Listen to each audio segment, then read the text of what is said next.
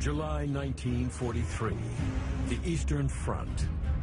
Hitler launches an unprecedented panzer blitzkrieg against Stalin's formidable Red Army. We were more and more convinced that we could do it. Two armored giants go turret to turret in the biggest tank battle in history.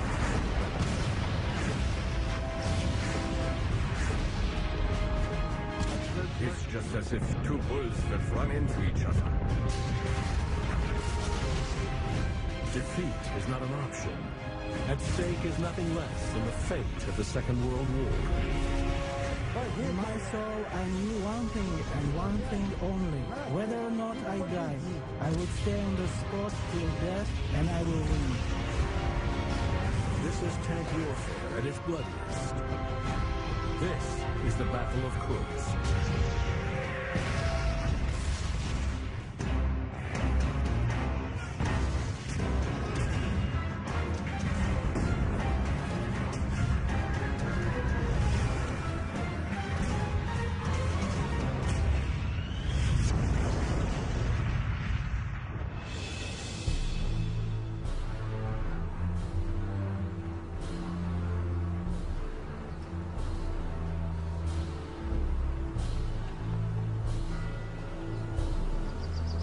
Brooding across the vast steppes of southern Russia, this bell tower stands guard over the killing fields of Prokhorovka. A sentinel at the epicenter of what was the biggest and bloodiest tank battle ever.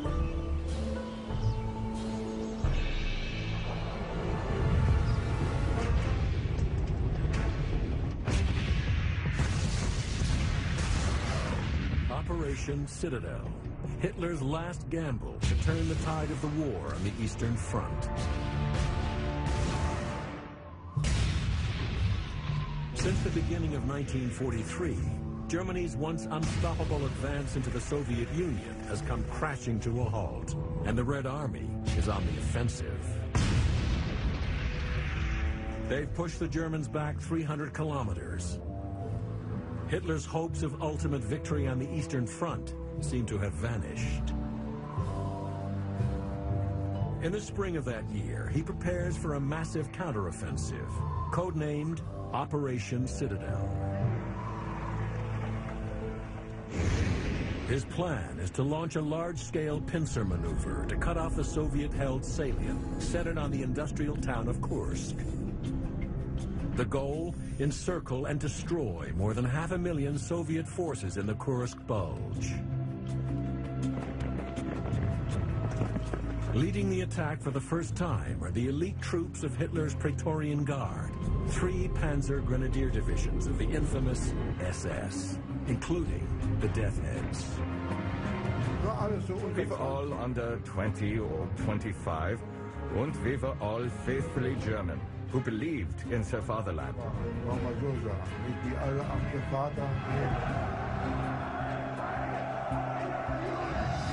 To the attack, the Germans have amassed 780,000 men, close to 10,000 guns, and 2,500 tanks. But the delay gives Stalin the time he needs to prepare. His strategy is to build strength in depth. To meet the expected Panzer onslaught, they begin to lay mines, and thousands of conscripts dig anti-tank ditches and trenches. Their plan, to absorb wave after wave of attacks and bleed the German blitzkrieg dry. In my soul, I knew one thing and one thing only. Whether or not I die, I would stay on the spot till death, and I will win. I would only be in one mood, to kill as many Germans as possible. To meet the impending German attack, the Soviets mobilize almost 2 million men, 25,000 guns, and more than 5,000 tanks. The Soviet war machine goes into overdrive in the months leading up to the battle. What the T-34s may lack in firepower compared to the newer German rivals, they'll make up for in sheer scale of numbers. And we had many of those tanks. Many.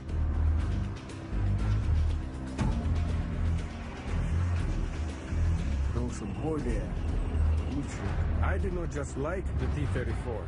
I was in love with the T-34. Why? Because there was no tank out there that was better.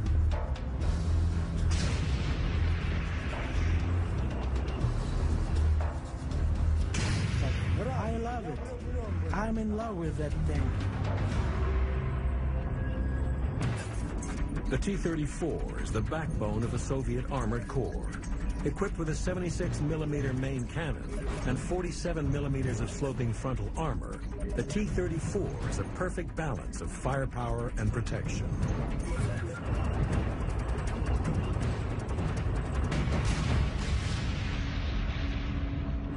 By the early summer of 1943, the Red Army has dug in thousands of tanks, and across the vast Kursk salient, they've laid more than 400,000 mines and have prepared over 4,000 kilometers of trenches. Finally, they are ready for the Germans to attack. And at midnight on July 5th, that's exactly what the Germans do.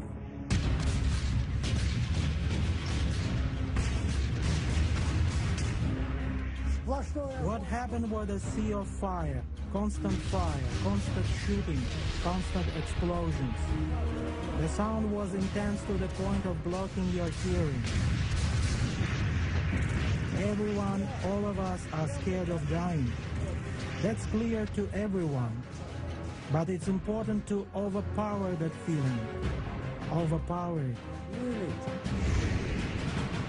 In the southern sector, the German blitzkrieg is spearheaded by the SS Panzer Grenadier divisions. Their mission to drive straight through the Soviet defensive lines to Kursk, their right flank protected by the 3rd Panzer Corps, whose first objective is to secure a vital bridgehead across the Donets River, and to do it at first light in the face of murderous fire.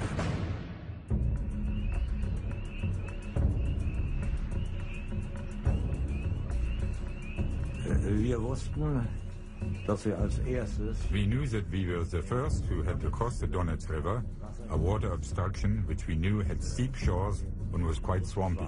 Steile Ufern, war etwas sumpfig.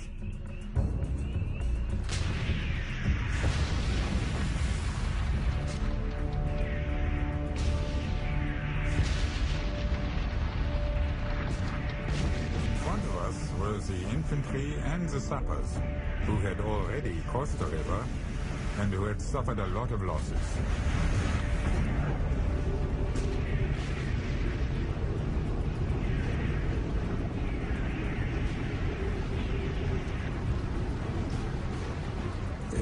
The Russians knew our intentions and had positioned their artillery, and we were met with huge artillery fire. Artilleriefeuer.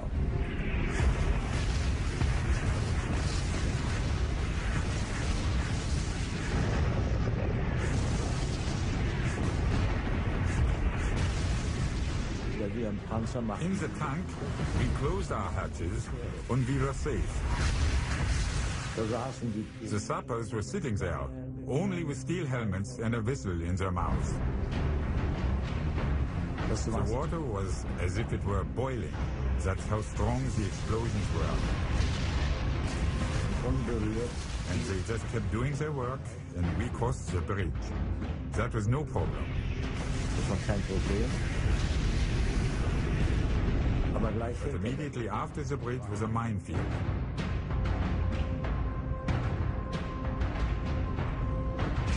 There were anti-personnel mines that couldn't harm the tanks. They simply shattered. But the infantry wasn't able to follow us anymore. Our second company was to our right side, and they drove over a field of anti-tank mines. And the tracks of all 10 or 12 Tigers got damaged, and the tanks couldn't continue.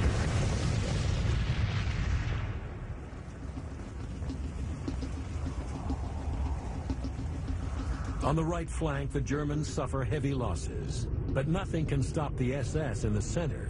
They punch a hole 20 kilometers wide and 15 deep,